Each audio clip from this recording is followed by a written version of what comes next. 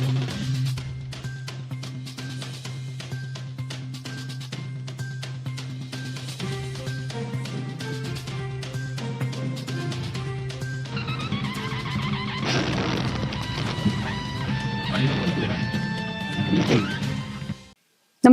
आपण पाहता Hirkani news. Hirkani news प्रत्येक क्षण ताज्या घडामोडी आणि महत्त्वाच्या प्रत्येक बातमीसाठी नेहमी तत्पर.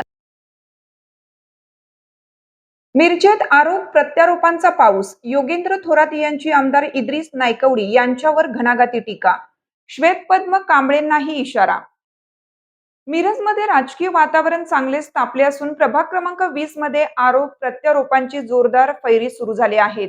श्वेतपद्म कांबळे यांनी केलेल्या टीकेला प्रत्युत्तर देताना योगेंद्र थोरात यांनी आमदार इद्रिस नायकवडी यांच्यावर गंभीर आरोप केले. मिरजमध्ये जातीय तेढ निर्माण केल्याचा आरोप करत घरासमोरील रस्ता करण्यासाठीही त्यांना आमदार व्हावे लागल्याची टीका थोरात यांनी केली. तसेच कुटुंबियांना राजकारणात ओढू नये, अन्यथा त्याचे परिणाम महागात पडू शकतात असा इशाराही त्यांनी दिला. श्वेतपद्म कांबळे यांनी आंबेडकर चळवळीत योगेंद्र थोरात यांचे योगदान काय, असा सवाल उपस्थित केला होता. त्याला उत्तर देताना थोरात यांनी आपण शिक्षण, ग्रंथालय आणि बुद्ध विहार उभारणीसारखी अनेक सामाजिक कामे केली असल्याचा दावा केला. यावेळी त्यांनी पंढरपूर चाळीतील बुद्ध विहारासाठी मंजूर झालेला निधी कुठे गेला, असा जाबही आमदार इद्रिस नायकवडी यांना विचारला. थोरात यांनी पुढे आरोप केला की नायकवडी यांनी मिरजेचे नुकसान केले आणि जातींमध्ये वाद निर्माण करण्याचे राजकारण केले.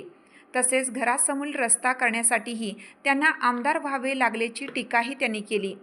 कुटुंबियांवर टीका करणे टाळावे, अन्यथा आम्हीही बोललो तर ते अनेकांना महागात पडू शकतं, असा इशारा देत थोरात यांनी राजकीय टीका ही वैयक्तिक पातळीवर नेऊ नये असंही म्हटले. टीका करायची असेल तर थेट करा, असे आवाहन करत त्यांनी आमदार नायकवडी यांनी इतरांना पुढे न करता स्वतः किंवा त्यांच्या मुलामार्फत भूमिका मांडावी, असंही म्हटले. माननीय इद्रिस नायकवडी आणि आता त्यांचा मुलगा दुसऱ्या तिसऱ्यांदा नगरसेवक यांनी या मिरजेसाठी एक कन्स्ट्रक्टिव्ह काम केलेलं मला दाखवलं की योगेंद्र थोरातनं शाळा बांधली, बौद्ध विहार बांधली, असं एखादं तुम्ही केलं दाखवा. तुम्ही याचे महापौर होऊन गेला, एकही काम तुम्ही केलं नाही, उलटं मिरज नासवायचं काम तुम्ही केलं. घराघरात भांडणं लावली, जातीत भांडणं लावली, सगळ्यांना माहीत आहे. इवन तुमच्या 6 नंबर वार्डात तुमची लायकी कळाल्यामुळं तुम्ही इकडं आलात आणि तुम्ही काय करताय, पारदींच्या अंगावर पोळींना सोडताय, थोरातच्या अंगावर कांबळेंना सोडताय. मग ज्यांना वैचारिक पातळी जरा कमी आहे ते भांडतात, ते स्वतः बोलत नाहीत. काल त्या आमचे दिवंगत नेते विवेक कांबळे साहेब यांच्या मुलाची मी बाईट बघितली. म्हणजे ती कुणी तर कुणाला तर खुश करायसाठी अशी ती एक बाईट होती, जाऊ द्या मग.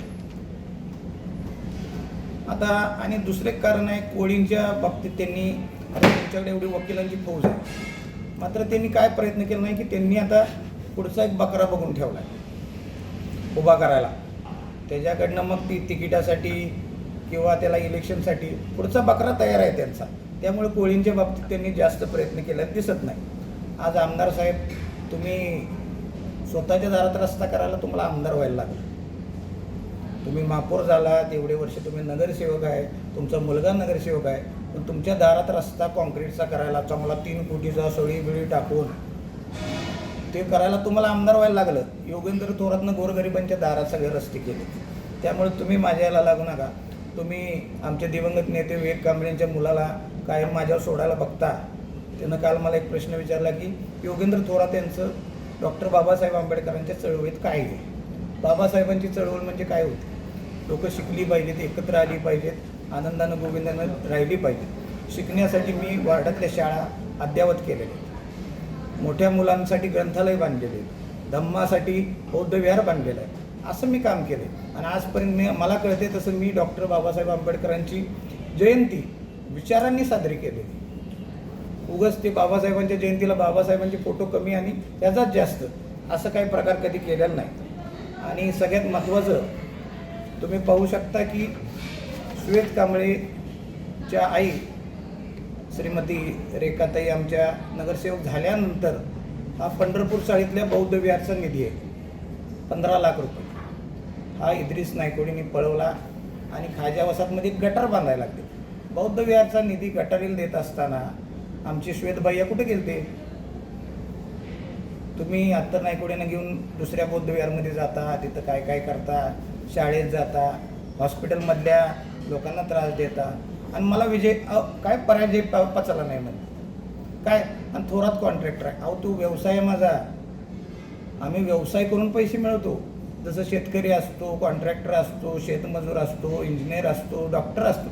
तुमचा काय व्यवसाय आहे? तुमच्याकडे कुठून आलं हे सगळं? तुमचा व्यवसाय मी सांगू शकत नाही, कारण आम्हाला काही अजून आमच्यावर संस्कार आहेत. दुसरं काल एकदम त्यांनी गलिच्छ लेवलला एक गोष्ट बोलली. त्यांनी प्रेस घेताना त्यांच्या मागच सोनील कोळी साहेब उभारले होते. त्यांनी कोळी साहेबांच्या घरातल्या मुलींविषयी बोलले. का मी पत्रकारांना विनंती केली की ती बातमी कृपया लावू नये, कारण काय एखाद्याच्या घरातल्या मुलीविषयी बोलणं. श्वेत कांबळे कोळी साहेबांच्या मुलीविषयी बोलत होता की त्या मुलीचं लग्न योगेंद्र थोरातच्या मुलाबरोबर लावा. म्हणजे तुम्ही तुमच्या आकाचं ऐकून कुठल्या लेवलला चालला आहे हे थोडं माहिती घ्या ना. एखाद्या लेकराच्या कोळींच्या काय असं ना मुलीविषयी तुम्ही पत्रकारितेमध्ये बोलता, बाईट देता.